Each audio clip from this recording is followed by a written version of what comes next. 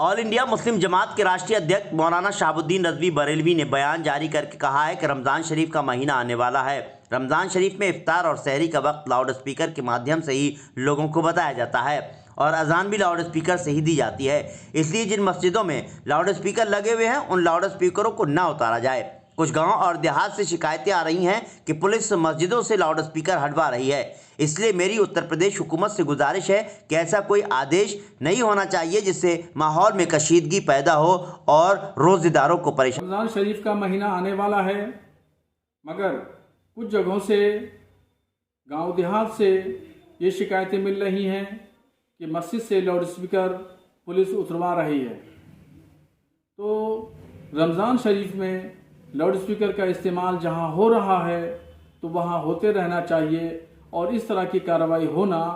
निहायत ही अफसोसनाक बात है। रमज़ान शरीफ का मुक़द्दस महीना,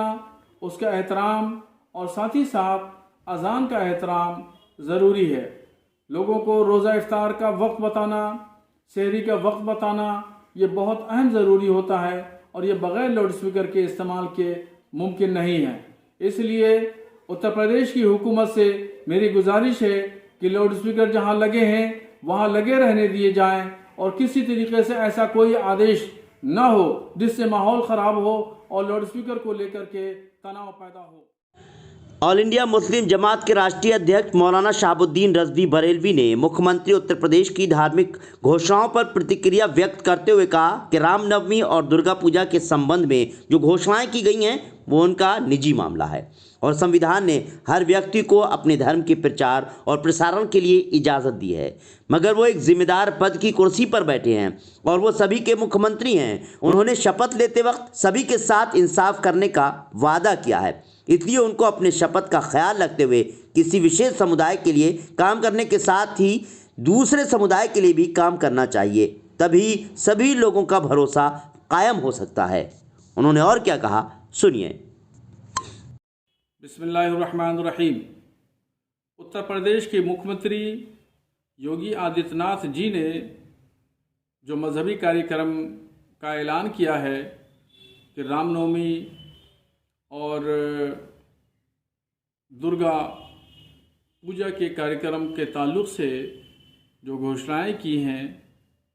ये उनका अपना ज़ाती काम है और ज़ाती बुनियादों पर हर शख्स को इस बात की संविधान ने इजाज़त दी है कि वह अपने मज़हब का प्रचार और प्रसार करे, मगर इसी के साथ साथ में इस बात को भी ध्यान रखना चाहिए कि वो उत्तर प्रदेश के वज़ीर आला हैं और एक बड़ी ज़िम्मेदार कुर्सी पर बैठे हुए हैं। संविधान की शपथ ली और सब धर्म के साथ, सब लोगों के साथ इंसाफ की बात कही गई और उसका उन्होंने हलफ लेते वक्त वादा किया था। जहाँ तक